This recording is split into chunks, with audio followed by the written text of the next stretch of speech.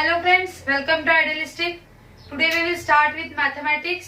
12th का mathematics आज start करेंगे.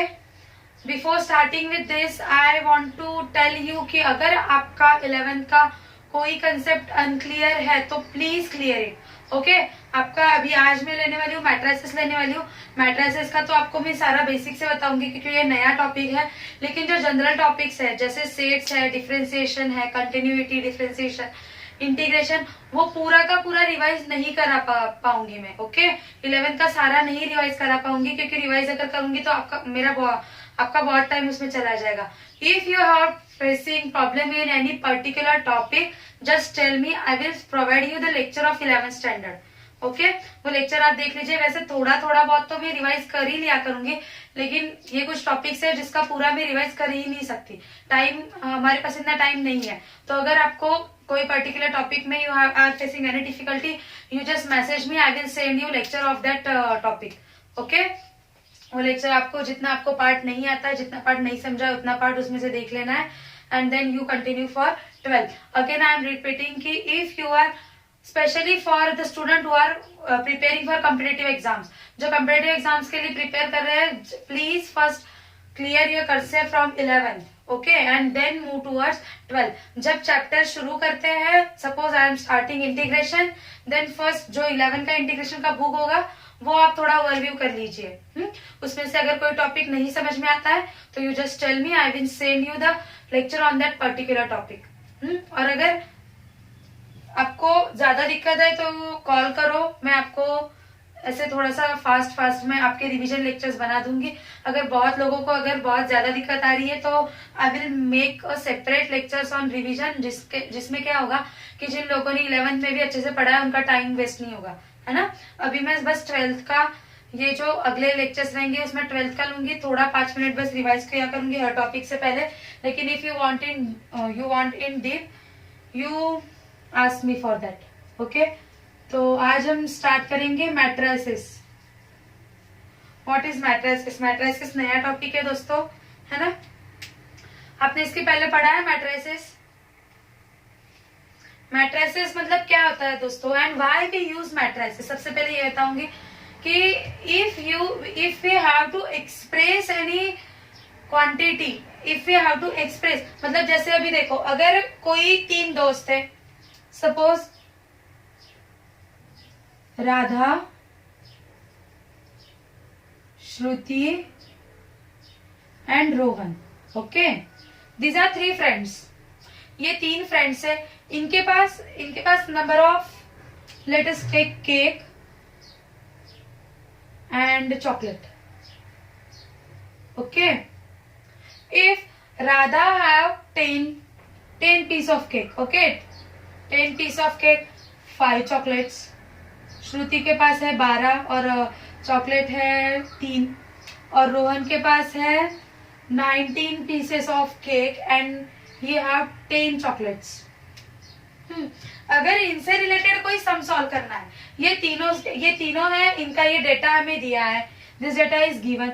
अगर इनसे रिलेटेड हमें कोई सम सॉल्व करना है तो हमें 3 बार सॉल्व करनी पड़ेगी हर चीज, है ना. नॉर्मल सिंपल इक्वेशन से अगर सॉल्व करेंगे एक्स और वाई के टर्म्स में तो क्या करना पड़ेगा हमें, we will have to solve बहुत सारे इक्वेशंस बनेंगे. हर इसके लिए 3 इक्वेशन लेने पड़ेंगे. तो मैट्रिसेस का फायदा क्या होता है दोस्तों, एक मैट्रिसेस में तीनों इसका डाटा आ जाता है. ओके एक मतलब जैसे देखो अभी ये जो डेटा है, if I want to express this data in terms of matrices then I will simply write it as, मैं इसे साइन बनाऊंगी 10, 12, 19, 5, 3 and 10, 5, 3 and 10 and simply I will express this whole. ये पूरा चार्ट मैंने एक छोटे से इसमें एक्सप्रेस कर दिया, है ना. एंड सॉल्व करने के लिए भी आसान होता है. मैं धीरे धीरे जैसे मैट्रिसेस का मल्टीप्लीकेशन होता है, एडिशन होता है, सब्सट्रैक्शन होता है, ये सब चीजें कैसे करनी है ये भी धीरे धीरे बताऊंगी. I am only just telling कि why for what matrices is use, क्यों यूज होता है दोस्तों. ये जो हमें 2 3 बार सॉल्व करने की जरूरत है तो ये हम बस एक बार सॉल्व करके we can get the answer very easily, we can get the answer. जब हम रियल प्रॉब्लम सॉल्व करेंगे तभी आपको और अच्छे से समझ में आएगा. ओके, कैसे सॉल्व करेंगे, आंसर्स कैसे आएंगे, ये आपको प्रॉब्लम सॉल्व करेंगे तभी अच्छे से आएगा। अभी देखो ये मैट्रिसेस, इसका साइन, हर चीज एकदम ध्यान से देखो। ओके, मैट्रिसेस का साइन सबसे पहले इसमें कंफ्यूज होते हैं, बहुत सारे बच्चे इसमें कंफ्यूज होते हैं। This is the sign of matrices, okay, not this. This is the sign of, ये किसका साइन है, ये किसका साइन है, this is the sign of determinant, है ना। मॉड्यूलस का भी साइन होता है और डिटर्मिनेंट का भी साइन होता है ना। ये साइन, ये और ये साइन में कभी कंफ्यूज नहीं होना है। अगर एग्जाम में ये साइन डाल, इस साइन, ये साइन की जगह पे ये साइन, बस दो वर्टिकल लाइन खींच के आ जाओगे तो teacher will give you 0। Okay, so always remember कि this is the sign of matrices. ये इसलिए कर रही हूँ क्योंकि बोर्ड के पेपर में बहुत सारे बच्चे गलत करके आते हैं एंड पूरा डायरेक्ट 0 मिल जाता है। अगर ये मैट्रिस इसके ये साइन दोगे तो डायरेक्ट 0 मिल जाएगा। This is the correct sign, मुझे खुद को मिला है इसलिए मैं बता रही हूँ आपको। ओके, मैंने पूरा करेक्ट सॉल्व करके आई थी मैं, एंड ये मैंने ये साइन वहां पे लगा दी थी, आई गॉट 0। पूरा अच्छे से सॉल्व किया था मैंने, फिर भी आई गॉट 0, क्योंकि साइन पूरा मीनिंग चेंज कर डालती है ना। इक्वल टू का साइन, मैथमेटिक्स में साइन का बहुत ज्यादा इंपॉर्टेंस है। देखो इक्वल टू और माइनस, देखो एक लाइन का फर्क है लेकिन दोनों साइंस में बहुत ज्यादा फर्क है ना, इसलिए साइन अच्छे से ध्यान में रखना है। Next is what is row and what is columns. Matrices में रो होते हैं और कॉलम होती है। अभी what is row and what is column, तो दोस्तों देखो, दिस हॉरिजेंटल लाइंस, जो हॉरिजेंटल है ये, दीज आर द रोज। हमेशा देखो हमारी नॉर्मल ज्योमेट्री में भी जो हॉरिजेंटल होती है उसे हम क्या कहते हैं, वी कॉल्ड इट रो, और जो वर्टिकल होते हैं उसे क्या कहते हैं, वी कॉल्ड इट कॉलम, है ना। नॉर्मल ज्योमेट्री में भी तो यही होता है, जो हॉरिजेंटल लाइंस होती है। हमारे घर में भी देखो बीम होता है, कॉलम होता है। तो घर में जो वर्टिकल होता है, बिल्डिंग्स के जो वर्टिकल होते हैं, वर्टिकल पोल होते हैं, पिलर्स होते हैं, उसे क्या कहते हैं, कॉलम कहते हैं, है ना। जो वर्टिकल होगा उसे हमेशा क्या कहेंगे, कॉलम कहेंगे, और जो हॉरिजेंटल लाइन रहेगी उसे क्या कहेंगे, रो कहेंगे। ये कैसे, इसको नाम कैसे देंगे, this is first column, second column, serially direct नाम दे देना है, first row, second row, third row. Simply ये बहुत आसान है, बस आप इसमें कंफ्यूज नहीं होना है। देखो अगर आपको कंफ्यूजन होता है तो ये ध्यान में रखो, देखो कॉलम पे स्पेलिंग, कॉलम का जो स्पेलिंग है उसमें एल आता है ना, एल कैसा होता है, खड़ा होता है ना। तो जो खड़े हैं वो क्या है, दैट आर कॉलम्स।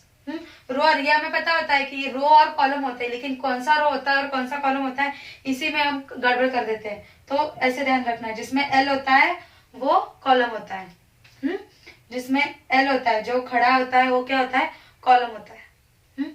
उसके बाद में ये हुआ सब बेसिक्स मैट्रिसेस का, ये सब बेसिक है। ये क्या है, this is one of the matrix,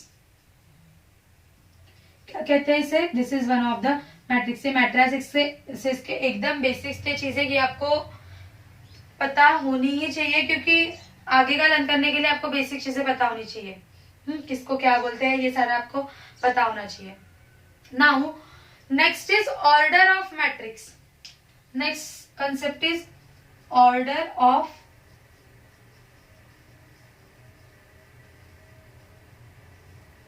matrix. What is order of matrix, matrix का ऑर्डर क्या होता है।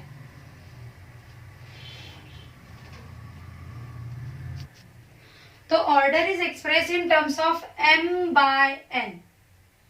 ओके, m by n क्या कहते हैं इसे, by n, m multiply by n ऐसा नहीं कहना है, या फिर ये प्रोडक्ट नहीं है।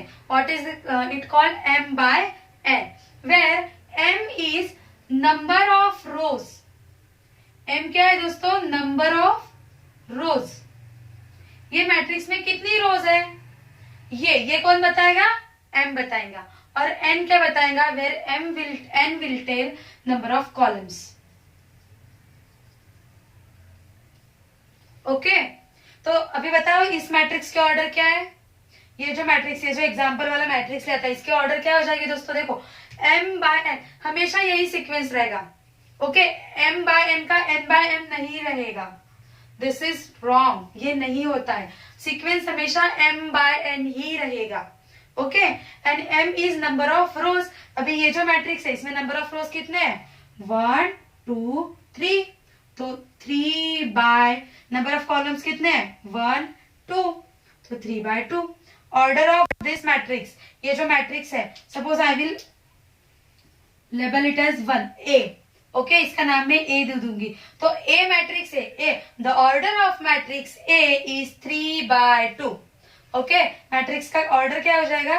3/2, वेयर ये n/m ये क्रॉस में नहीं लिख सकते, उल्टा इसको नहीं लिख सकते। ओके, ये ध्यान में रखना है। हमेशा जो पहला नंबर रहेगा वो क्या इंडिकेट करेगा? It will indicate number of रोज, और जो दूसरा नंबर रहेगा वो क्या इंडिकेट करेगा? It will indicate the number of columns. ये हमेशा याद रखना है। मैट्रिक्स का जो भी हम देंगे नाम, उसको किसी भी मैट्रिक्स को नाम देंगे तो हमेशा कैपिटल लेटर में देंगे। कैपिटल लेटर में देंगे, याद रखना है, हमेशा कैपिटल लेटर में देंगे। अभी next is element of matrix. Element, किसी मैट्रिक्स का एलिमेंट। अभी एलिमेंट, किसी भी चीज का एलिमेंट मतलब क्या होता है?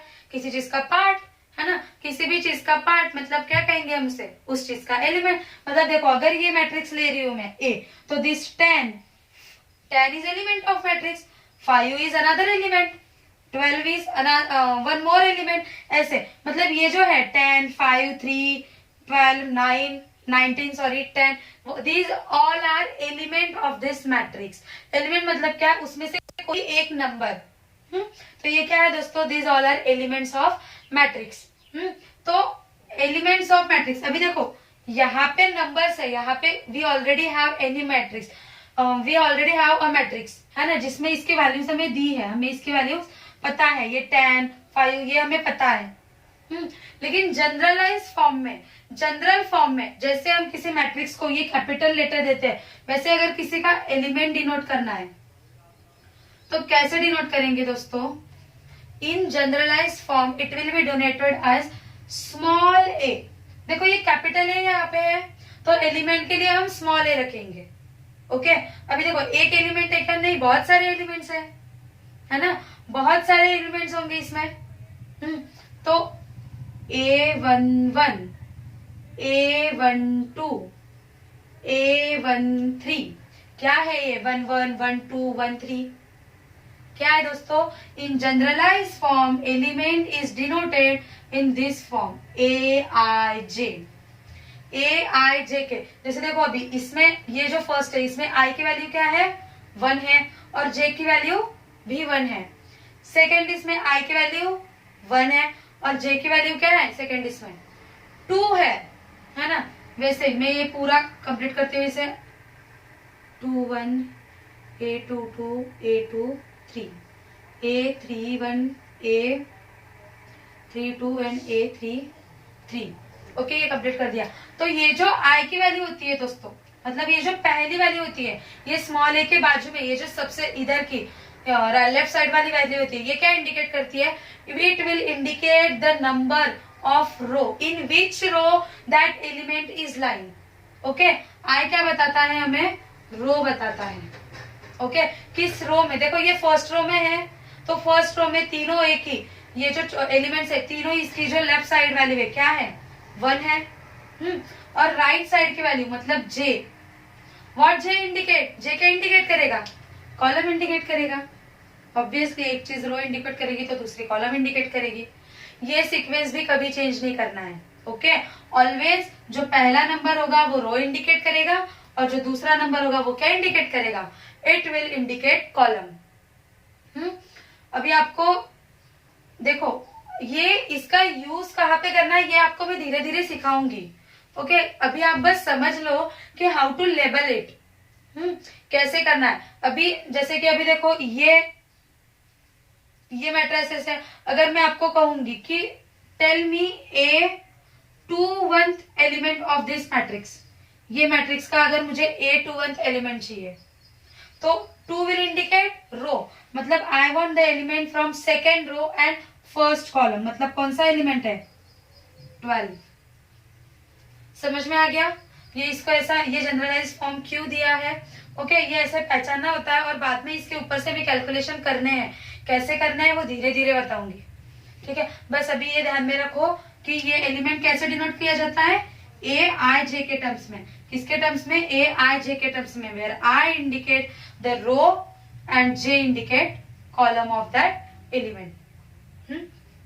उसके बाद ये हो गया मैट्रिसेस का बहुत ही बेसिक पार्ट, सबसे बेसिक पार्ट मैट्रिसेस की। बस ये क्या थी, पहचान थी कि what is matrices and how to indicate various rows columns. मतलब अभी देखो आपको जो ये मैंने इतना सारा लिख के दिया, आपको बस ये अभी फ्यूचर में ऐसा दे सकते हैं कि ए इज ए मैट्रिक्स 2/3, तो आपको समझ में आना चाहिए कि ए ऐसा कोई मैट्रिक्स है जिसमें 2 क्या है, 2 रोज है और 3 कॉलम्स है। बी 3/3 ऐसा देंगे तो समझ में आना चाहिए कि B is a matrix in which there are 3 rows 3 columns.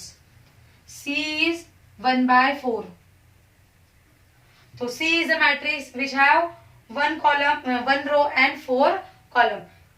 समझ में आ गया, ये देख के आपको आना चाहिए। उसके बाद there are मैट्रिक्स, मैट्रिक्स के कुछ टाइप्स होते हैं, तो what are the types ये देखेंगे कि what are the type of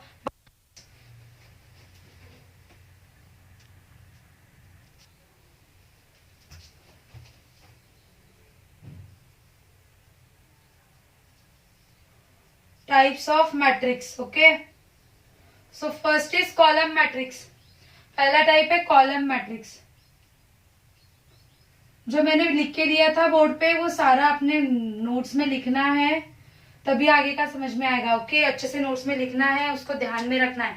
ध्यान में मैथ्स लर्न नहीं किया जाता है ना, मैथ्स सॉल्व किया जाता है, इसलिए नोटबुक लेके ही बैठना है। अगर मिटाया है मैंने तो आपने वो थोड़ा सा रिवाइंड करके पॉज करके लिख लो, एंड देन जो वो लिखे हुए तभी आपको आगे का समझ में आएगा। उसके बाद में है कॉलम मैट्रिक्स। तो दोस्तों कॉलम मैट्रिक्स क्या होता है, the matrix in which there is only 1 column. Okay, जिसके नंबर ऑफ कॉलम्स क्या होंगे, column matrix is many matrix a, कोई भी मैट्रिक्स ए जिसमें नंबर ऑफ कॉलम्स हमेशा 1 रहेगा। ओके, मतलब m/1, n की वैल्यू क्या रहेगी, हमेशा 1 रहेगी। क्यों, क्योंकि ये n क्या डिनोट करता था, हम क्या करते थे, a m/n, है ना, और ये n क्या डिनोट करता है, this is the number of column, ये कॉलम डिनोट करता है। तो हमेशा नंबर ऑफ कॉलम जिसमें एक ही नंबर ऑफ कॉलम रहेगा, जैसे कि देखो a is equal to 1 3 7 5, this is the column matrix, है ना। मतलब क्या है दोस्तों, नंबर ऑफ कॉलम इज 1, जिसमें नंबर ऑफ कॉलम 1 रहेगा। सिंपल है, बहुत ही आसान है, एक सीधा स्ट्रेट लाइन है, एक ही कॉलम है, तो वो क्या हो जाएगा, कॉलम मैट्रिक्स हो जाएगा। Second is row matrix. तो रो मैट्रिक्स क्या होगा, कॉलम मैट्रिक्स से आप समझ गए होगे कि what is row matrix. Row matrix वो होता है जिसमें नंबर ऑफ रोज एक ही होती है ना। m की वैल्यू क्या हो जाएगी, यहाँ पे क्या थी, n की वैल्यू 1 हो गई थी, यहाँ पे m की वैल्यू 1 हो जाएगी, है ना। जिसमें नंबर ऑफ रो बस जिसमें नंबर ऑफ रोज एक ही है, मतलब a is equal to 1 2 3 4, common ही है बीच में। Okay, columns. अभी देखो ये जो a है, दोनों ये पहले इस a की तरफ देखो, ये a में नंबर ऑफ कॉलम्स कितने हैं, एक ही है, और रोज कितने हैं, रोज कितने भी हो सकते हैं, मतलब इस केस में a इज 4/1, लेकिन कितने भी हो सकते हैं, ये 4 के जगह पे it can be any number. Okay, इसलिए I have write this generalise form here. ये मैंने आपको एग्जांपल के लिए, आपको थोड़ा इजी लगना चाहिए इसलिए एग्जांपल दिया है। Number of rows can be any number but number of column is fix, number of column will always 1। Similarly here number of row is 1। Row matrix में क्या हो जाएगा दोस्तों, एक सीधा सीधा जो हॉरिजेंटल है, एक सीधा सीधा जिसमें बस एक ही रो है, वो रो मैट्रिक्स हो जाएगा। वेरी सिंपल, बहुत ही सिंपल है ना। दोनों का अगर कंपेरेटिवली देख लोगे तो बहुत ही सिंपल हो जाएगा। बस यहाँ पे m की वैल्यू वेरिंग होगी और यहाँ पे n की वैल्यू वेरिंग होगी। उसके बाद में आता है आपका डायगोनल मैट्रिक्स। डायगोनल मैट्रिक्स क्या होता है, what is diagonal matrix, what do you mean by diagonal. किसी स्क्वायर का, रेक्टेंगल का डायगोनल मतलब क्या होता है दोस्तों, इफ दिस इज स्क्वायर, है ना, if this is square then this is your diagonal, है ना, दिस इज योर डायगोनल। तो किसी भी स्क्वायर मैट्रिक्स के, अभी डायगोनल मैट्रिक्स में मैंने वर्ड यूज किया है स्क्वायर मैट्रिक्स, तो उसके लिए आपको समझना जरूरी है व्हाट इज स्क्वायर मैट्रिक्स, है ना। तो पहले आई विल टेल यू कि what is square matrix. Square matrix means the number of rows is equal to number of columns. जिस मैट्रिक्स के number of rows will be equal to number of columns. Square क्या होता है, normal geometry का square क्या होता है कि this side is equal to this side, है ना। वैसे ही मैट्रिक्स में number of rows is equal to number of columns. अगर ऐसा है तो we will call that matrix as square matrix. What is condition,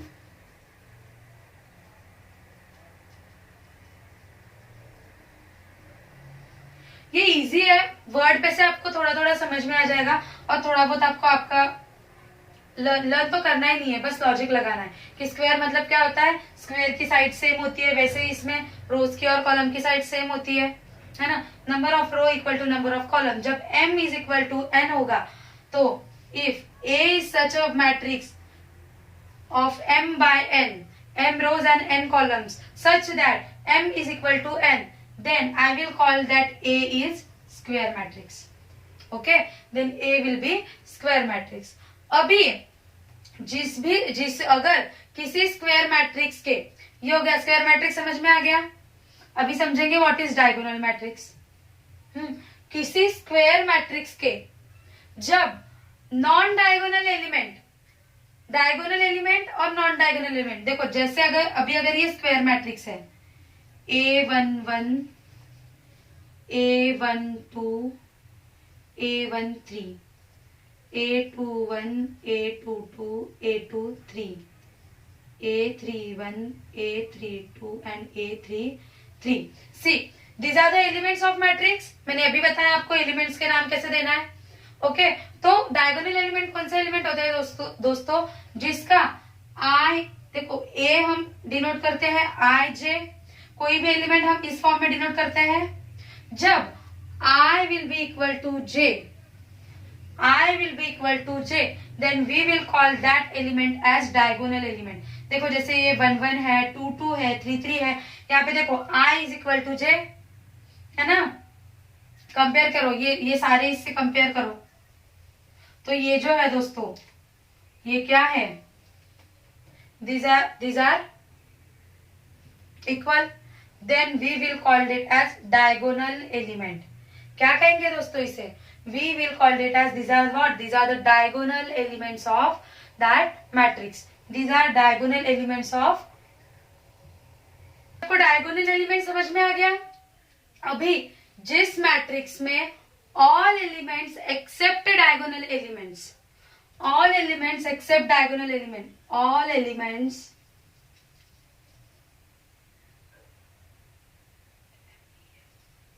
except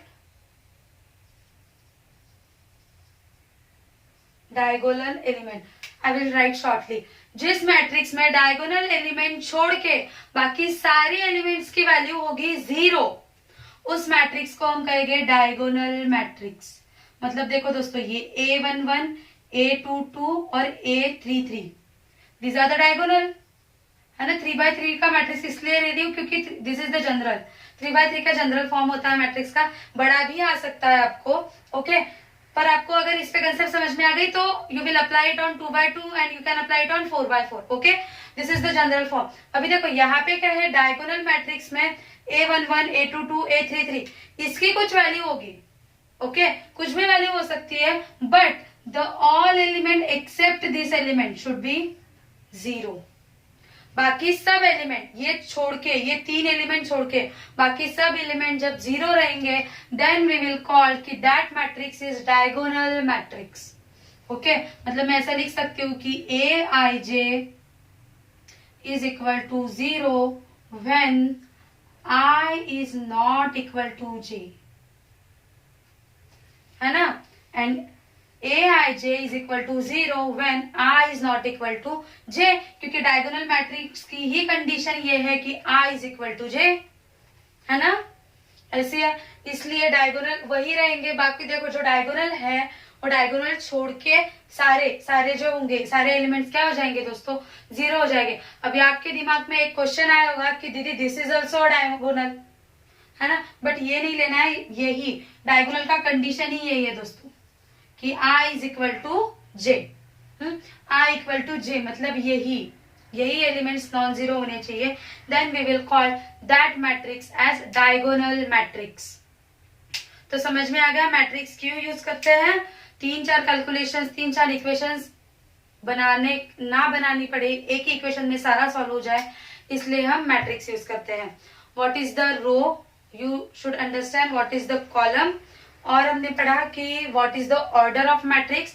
order में m denotes the number of rows, n denotes number of columns, है ना, order of matrix. उसके बाद में पढ़ा, क्या पढ़ा था उसके बाद में, types of matrix. First is column matrix, जिसमें number of column is 1 is called column matrix. जिसमें number of rows is 1 is called row matrix. जिसमें number of rows is equal to number of columns, उसको क्या कहते हैं, we called it as square matrix. और जिसमें diagonal elements are not zero, all element except diagonal element are zero, is called diagonal matrix. और कुछ matrix है, लेकिन आज आप इतना ही ध्यान में रखो। आप बस आज क्या करो, ये I J M N, what is row, what is column, M, ये इसमें आज इतना पक्का कर लो। ये लेक्चर इसलिए छोटा लिया है कि ये इतना पक्का करो कि आपको कभी कंफ्यूज नहीं होना चाहिए कि एम कॉलम होता है या रो होता है। देखो हमें ये चीज पता होती है कि एक कॉलम में है और एक रो में है, लेकिन एम किसके लिए है और एन किसके लिए है, ये याद रहना चाहिए, क्योंकि एग्जाम में उसी चीज पे हम कंफ्यूज हो जाते हैं। ओके, सो मैट्रिसेस में अगर ये, इसको प्लीज अंडर एस्टिमेट मत करो कि ये m is number of row, number of column, कि याद में ध्यान में रह जाएगा, एग्जाम के वक्त पढ़ लेंगे, ऐसा नहीं है। ये लेक्चर में इसीलिए इतना छोटा ले रही हूँ क्योंकि ये आपको याद रखना है। अभी से अगर याद रखोगे तो एग्जाम के वक्त आपको कंफ्यूजन नहीं होगा। Okay, so it's enough for today. I will give you some examples based on this. Solve that. Send me, and if you have any difficulty, you can directly message me or call me.